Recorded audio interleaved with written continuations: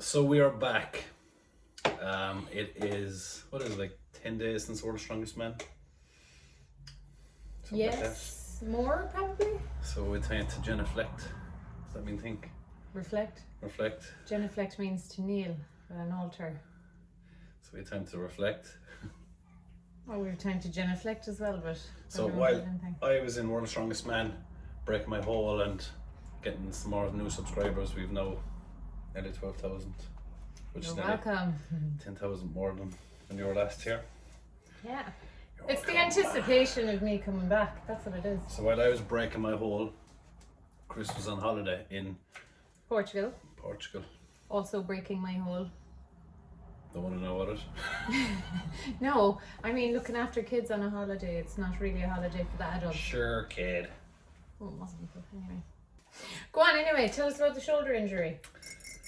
So I had a bit of an injury, like this has gone on for the last couple of weeks, and We were like, no, my shoulder's not sore. No, it's fine. I'm good. So it was, it wasn't that bad, but like 10 days before World's Strongest Man, it started coming at me like a little whore. It knew. It knew. But see, that's because coming towards the end of the training cycle, it was getting heavier. So that started taking effect on my shoulder. Oh, I get you. Right, okay, so So I thought, like, I left off heavy weight for like 9 days before World's Strongest Man or longer, and I thought the break might do a little bit of a favour. did it So- help at all? If anything, it probably made it worse. You should have kept the heat on, like, and just. I think I should have kept the heat on my shoulder maybe and just deal with the pain and not let it. But anyway, that could be worse as well. Yeah. So got over there, went to the boneyard, is where we do our test out the equipment basically. Boneyard. They call it the boneyard. Yeah, it's actually a good name for it. Why is it called the Boneyard? That's a cool name. I kind of know, but I don't know. Don't know that way.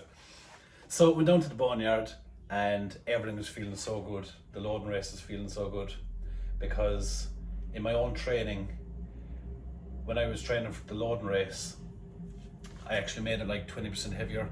So the anvil at World's Strongest Man was 125 kilos.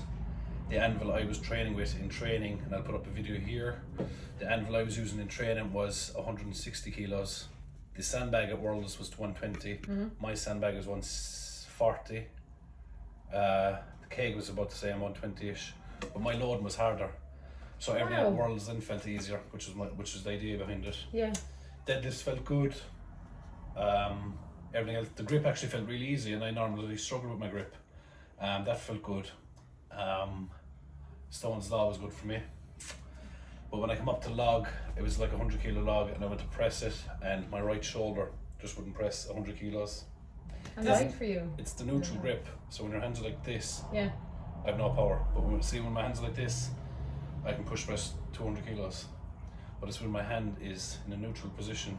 There's some trapped nerve up here. I had it looked at Saturday, so it's nearly sorted, I think. And It's nearly sorted now. we see trapped nerve is kind of easy enough, solve. So why couldn't you sort it beforehand? If it's so easy. Because, well, it's not sorted now, it could flare up at any stage. So, Or you have to wait for like some maybe inflammation to go down before you go at it to fix it, kind of. something like that. So then, that was Sunday, and Monday, which was the day before the kicking off, and I decided to pull out.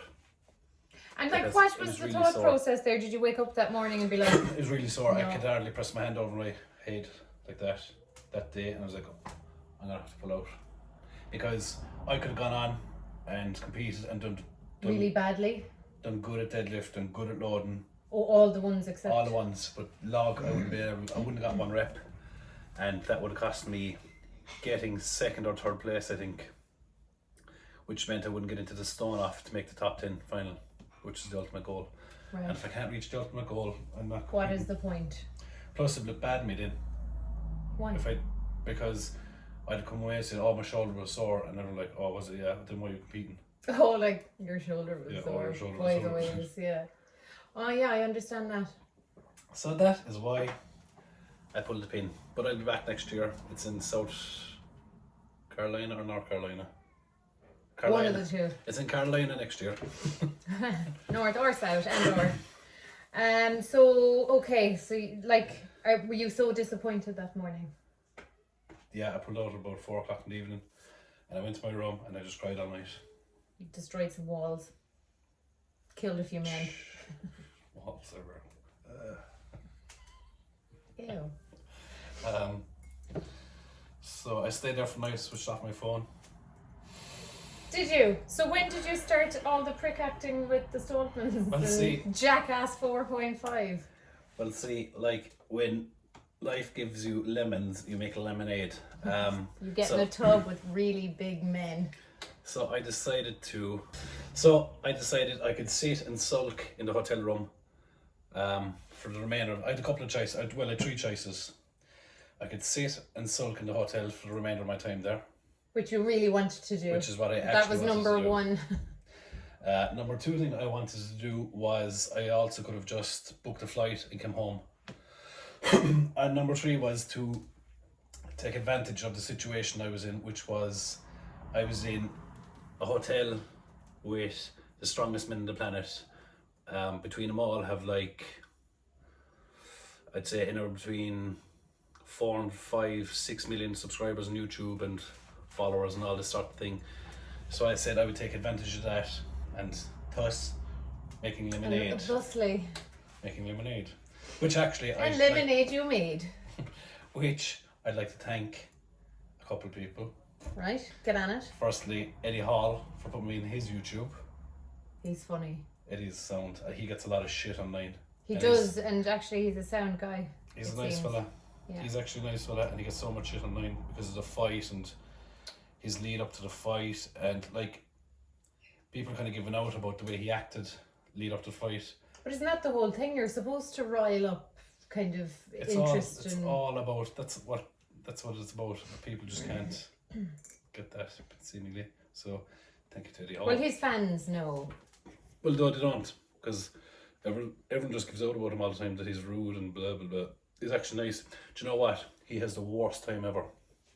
We went for dinner a couple of times, and we'd be sitting down, and we'd be looking at the menu, and someone, can I get a photo?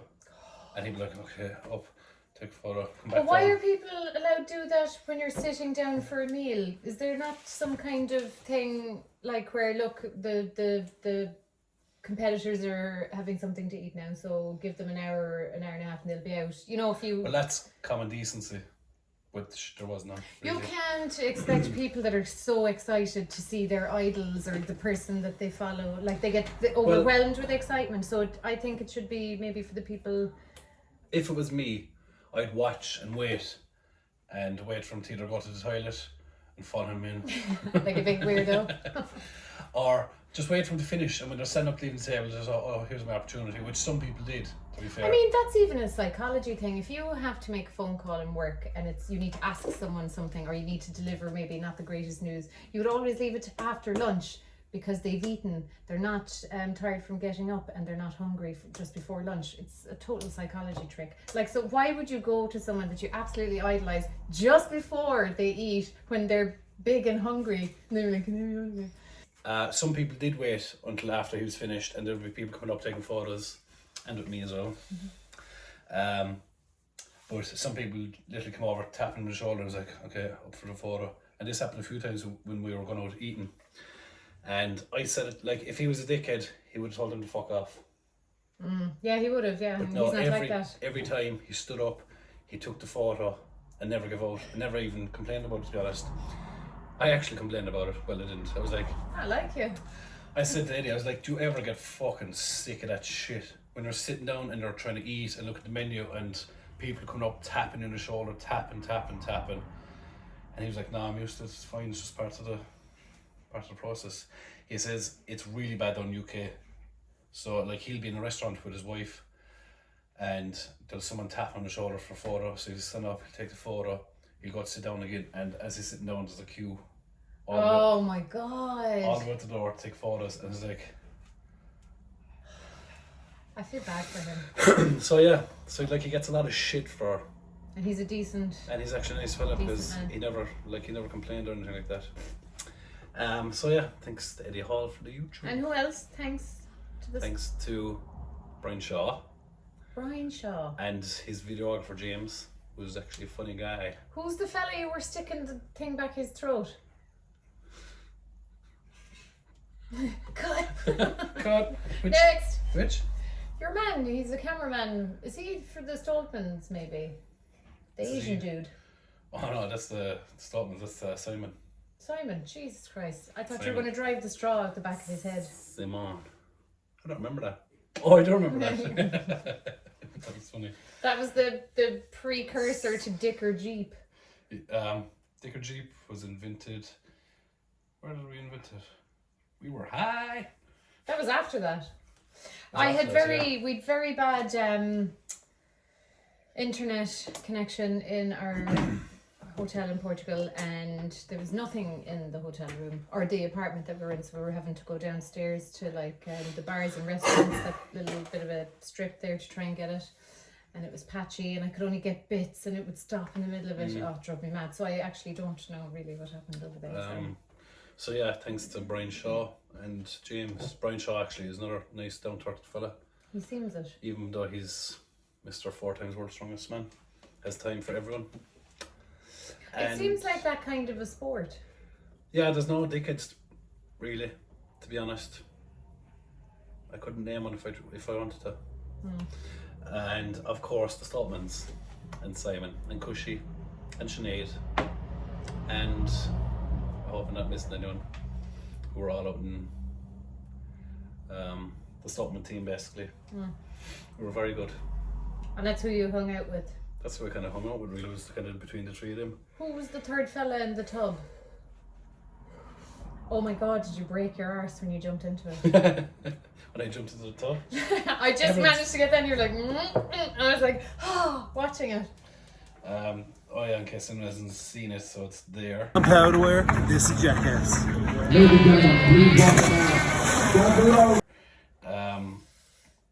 No, I didn't. Was it on a because pallet? the water, it was on a pallet obviously, but because that's how they forklift to take it away. Okay. But no, it was like the water broke my fall. Plus I have a little muscly arse. I mean, it would have been Even though, like, sayonara to my looking at it, tailbone. it looks like my back is broke, but Yes. no. I actually. And you know what? When I was running, I was going to go. People were like, no. I was going to go. Oh, but a somersault. I think I got a somersault. Okay, but not. And then I just jumped. I was going to somersault. Thank God you didn't, because you you probably would have landed it, but I'm okay. you have to suffer for your art. So, yeah. Were people trying to talk you out of stuff there? Like, come on now, calm it down a bit. We did this interview. It's called Channel 5. Channel 5 is the name of the YouTube channel, but it's run by a couple of guys and Andrew Callahan. Right. So, like, to me, when I was watching his YouTube, he's basically the Louis Theroux of America. Oh, really? Probably. Yeah. He's akin to that. Yeah, something like that. Yeah. Persona. So I did an interview with him one day, and He was like, have at it. "Get Pa away from the camera." So yeah. that was Really? fun. Yeah. But he loved it all the same. But yeah, they both did, but it's like, "Get Pa away from the camera, quick! He's gonna say something stupid again." I mean, that's just That's standard. inevitable. Yeah. So yeah. So thanks to them boys. So yeah, so I just made the most of a shit situation, and that's what you do. You make lemon. But you weren't just acting the gom either. You were sort of egging people on and kind of Exactly. I was chopping them helping. up and I was helping Stoltmans as much as I could, and Brian and whoever else I could help out, just getting them water and handing them wet towels, because a few of the days out there was close to 40 degrees and they're competing. ew. So like when they were about to go out, I just throw them a little wet cloth, because your thermometer's in the back of your neck. Do you know that? Why are you laughing? That's your technical term for it. Your thermometer. It's a, Anyway. anyway. So yeah, just give them wet towels, water, stuff like that. Again, great camaraderie in that sport. So like people are saying, "Oh, Pa just went for the holiday." No, I didn't. I was actually disgusted. Even though he saw me messing and joking, I was dying on the inside. It's like that, the Simpsons, do you remember Apu lost the shop? Oh, needs the quickie mart, I know. That was me. But you made the best of a bad situation. Like, what else could you do? Well, I could have cried. It would have done you no good to sit in your room and wallow, and it would have done you no good to come home. You'd have been like a demon here. I'm like that, anyway. Imagine having to deal with that. So actually, I think probably you did the best thing you could, and like a good support, and even you're in the situation and you're learning. You become familiar with that process, and it makes it easier the next time you go back, like your driving test. Like, because I had no idea. You put up this video and it was drama at World's Strongest Man. I was like, for fuck's sake, I can't go anywhere. Like, what drama could possibly happen at Strongman? Because it's a bunch of men, grown men, and then there was drama. And actually, I still don't really know the full thing, so why don't you walk us through that one?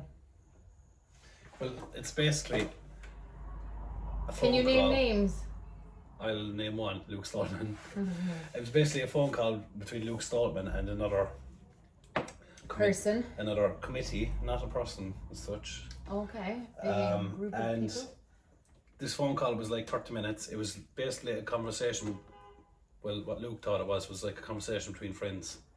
Okay. Which it is, because they're our friends, like, well, they were up to that point anyway. And, like, when you're talking to your friends, like, they want them to do this competition, which clashed the same time as the Giants Live in Glasgow. So, obviously, Luke wants to do Glasgow. Because it's his home and stuff. It's his home, yeah. It's the first time it's the first time Giants Live is in Glasgow. So obviously Luke would have to be there. Not that he has to, but he'd want to be there. Yeah. If nothing else, Like you in Limerick in August? Yeah. And so obviously Luke wanted to be there at that. So like this guy was like, oh, come do our show, and Luke was like, well look, I don't really want to do it. But he was kind of letting him down easy. He was just being nice, because that's what Luke is. He was nice. And his way of being nice then is just, he was just kind of telling them what they wanted to hear. Okay. But like there's not really wrong with what he said. Like it's just the way he said it wasn't great, and even he'd admit that himself, but like. But hindsight is 2020, like we all win the arguments in the shower. But it's like, when you're talking with your friends, yeah, you're going to be talking a bit of shite. Yeah. Everyone's guilty of that. Yeah. So like he thought he was talking to friends, he was like, oh look, Giants want me to do it and blah blah blah. And like Giants did want him to do it. Well, they did, but like as a business, like he said he was on a retainer from Giants Live, which I think again is a great thing, because that means that's just Giants Live giving back to the athletes again, as I said before. So I thought that was a great thing that actually happens. Some people are like, oh my god, they paid Luke and Tom to compete. No, they didn't. They have him on a retainer to compete at Giants Live, so they work together. So Stoltman's pushed Giants Live pushed Stoltman's. It's kind of a symbiotic relationship. And then there was talk about fixed events, which I explained in another video, that they're like you can obviously make a show hard or easy if someone has a weakness. But Tom and Luke literally have no weaknesses. Yeah, so how do you fix the event?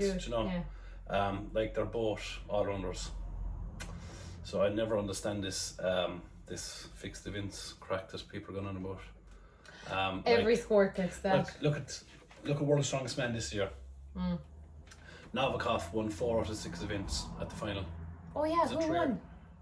Tom Stoltman. Oh yeah. Probably cut that bit out as well if you wanted. No, I think we'll keep that in just so people know that you're still no wiser. I didn't have any internet. Anyway, Tom won. Good. Tom only won. He won stones. And that was it. Was it close, like? No, because he won by 10.5 points. Oh my god. But he only won He one won event. by all of the points. If the events were fixed for him, he would have won more than one event. Oh yeah. He was just consistent, like he was first. Well, he won the stones, obviously. He was third, I think, or second or fourth in the rest of the events. So it's just consistency because he's no weakness, which is why you said you can't fix events for him because he's just an all-rounder.